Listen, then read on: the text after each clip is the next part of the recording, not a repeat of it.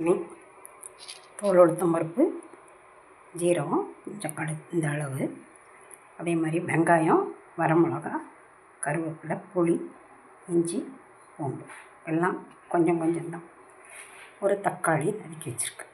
புதினா கொத்தமல்லி மட்டும் கொஞ்சம் கூட அடிச்சிருக்கேன். ஒரு கைப்பிடிக்கு ஒரு 2 கொத்து கூட.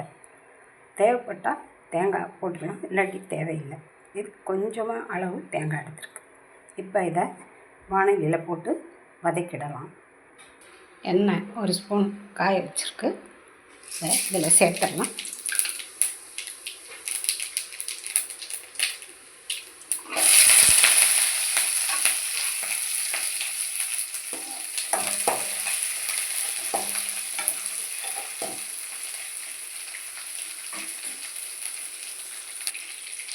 நல்லா கண்ணாடி பதுக்கு வந்த உடனே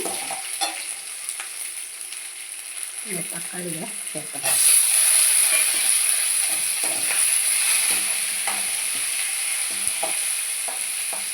இந்த தக்காளி கொஞ்சம் நல்லா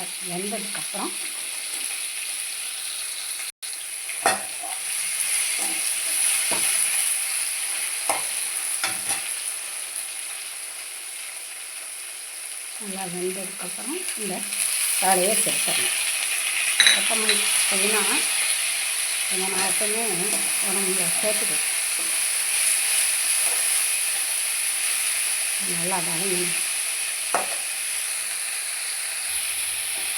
நல்லா இந்த மாதிரி நல்லா வதங்கிடுச்சு. வதங்கினதுக்கப்புறம் தேவைன்னா போடலாம். ஏன்னா இப்போ வெயில் காலம் இருக்கிறதுனால ஒரு சில அளவு தான் போட்டுருக்கேன்.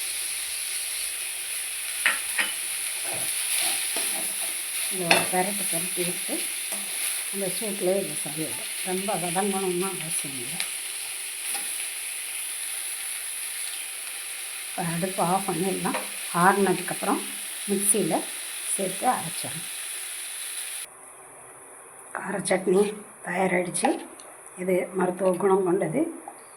இதை சாப்பிடும்போது நல்லா பசியை தூண்டி செரிமானத்தை மேம்படுத்தி வயிற்றுக்கோளாறுகள் எல்லாம் நீக்கும். அது செய்தாலே நம்ம உடம்பு எந்த நோயும் வராமல் நம்ம பாதுகாத்துக்கலாம். இதை வதக்கும்போது இந்த உளுத்தம் பருப்பு கருகாமல் இருக்கணும். நான் இன்றைக்கி கொத்தமல்லி புதினா கருவேப்பிலைலாம் கொஞ்சம் சேர்த்துருக்குது. இது நல்ல மருத்துவ குணம் உள்ள அந்த கீரையினால தான் நல்ல செரிமானம் ஏற்படும். நீங்களும் இது மாதிரி செஞ்சு சாப்பிடுங்க. இது இட்லி, தோசை எல்லா வகையான சாதங்களுக்கும் தொட்டுக்கலாம். இன்னும் கொஞ்சம் சாதம் சாப்பிட்லாம் அப்படின்ற மாதிரி நாக்கு எச்சில் உமிழ்நீரும் நல்லா ஊறும்.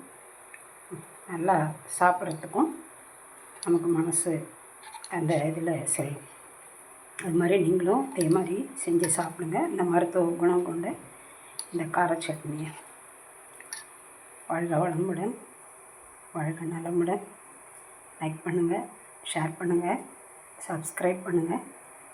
நன்றி.